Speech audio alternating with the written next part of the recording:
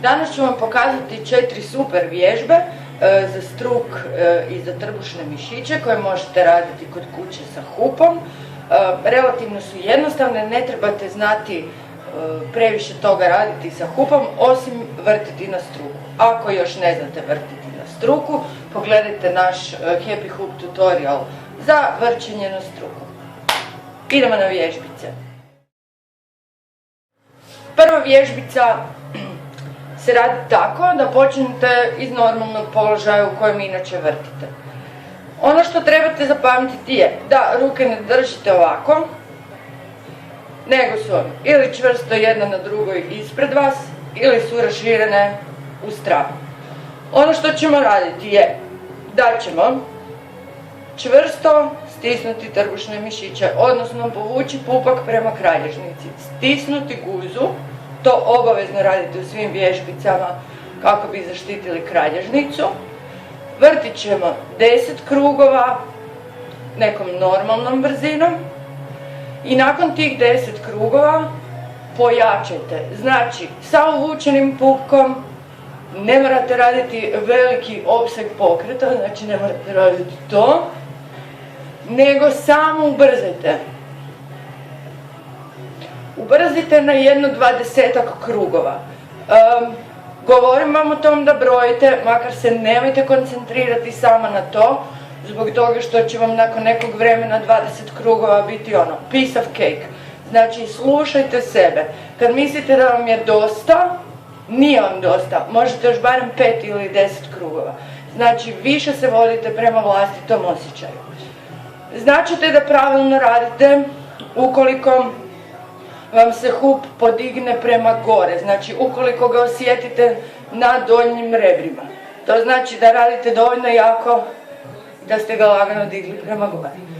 Nakon tih 20 krugova usporite, probajte ga vrtiti što niže na struku, a da ne padne na bokove ili da ne padne na pod. Ako se to ipak desi, ništa strašno, vratite ga nazad na struk, napravite još 10 polaganih krugova i ponovo se vratite na jako pumpanje. Ovih vježbi napravite 3 serije, minimalno. Naravno, što više to bolje. Slušajte vlastito tijelo. Kada vam dosadi, u krajnjem slučaju pređite na iduću vježbu. Sada bi vam srčiko trebalo već malo jače kucati. Prelazimo na iduću vježbu koja je dosta slična onoj prvoj. Razlika je u tome što ćemo ovaj puta, možda ne vidite, ali dobro priljubiti noge jednu uz drugu. Znači, stisnuti noge jednu uz drugu, stisnuti guzu, uvući pupak prema kralježnici jer s tim čuvamo križa, pošto su ovi pokreti ipak malo veći. Znači, pazite gdje su vam ruke. I opet ista stvar, znači pojačajte, ovaj puta će vam tijelo raditi malo više. Jedno 20 krugova, odnosno 5 ili 10 više od onog što mislite da možete i usporiti. Za dodatni poticaj dignite ruke iznad glave. I ubrzajte. Opet napraviti jedno 3 ili 4 serije. Izmjena brzo sporo. Idemo na iduću vježbu. U idućoj vježbici noge raširimo malo više od širine bokova. Prste okrenite malo prema van. Dignite se na prste, zavrtite hup oko struka i krenete cupkati s jedne noge na drugu. Cupkajte, cupkajte, cupkajte, barem 10 do 20 krugova. Nakon 10 do 20 krugova okrenete se prema desnoj ruci. I opet nakon 10 do 20 krugova okrenete se prema sredini. I nakon 10 do 20 krugova okrenete se na drugu stranu. Ponoviti opet 3 do 4 serije ili koliko vam paše, ali probajte da ne bude manje. I osjetite srce kako vam lupa. Idemo na iduću vježbu. Iduća vježba ne samo da vam pomaže učvrstiti trbušne mišiće i imati ljepši struk, nego vam pomaže da imate i super ravnotežu i možete vrtiti hup na jednoj nozi. Počet ćemo tako da stojimo raširenih nogu, malo od širine bokova. Ovaj puta ćemo prebaciti težinu na lijevu nogu. Desnu nogu za sada još ne morate odizati od poda.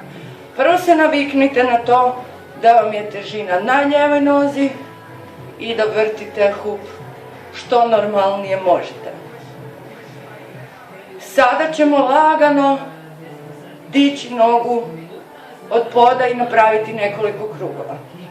Ono što vam je cilj je da vam noga koju dignete ne bude tamo gdje ste počeli, znači da nije raširena, nego da ju dovedete do skočnog zgloba. A ono što nam je krajnji cilj za sada je da dignete prste do koljena i da vrtite hup dok stojite tako. Istu stvar ponavljamo i na drugu stranu. Znači raširimo noge, prebacimo težinu na desnu nogu, lagano dignuti lijevu, vratiti na pod, probati ju staviti do skočnog zgloba, vratiti ju na pod i na kraju povući do koljena, vratiti na pod. Dužina vrtnje na jednoj nozi naravno ovisi o tome koliko ste izvježbali taj pokret. Jednom kada vam ovo bude sasvim normalno, kada ćete moći vrtiti i stajati na jednoj nozi, opet radimo minimalno 20 krugova. Ruke vam mogu biti ovdje ili ih možete dići iznad glave. Igrajte se. To je to. Vježbajte svaki dan, barem jedan set ovih vježbi i javite mi za nekoliko mjeseci kako se osjećate i da li ima nekih rezultata. Ljeto nam se bliži, tako da što je 10-15 minuta dnevno vrćenja hupa, ništa.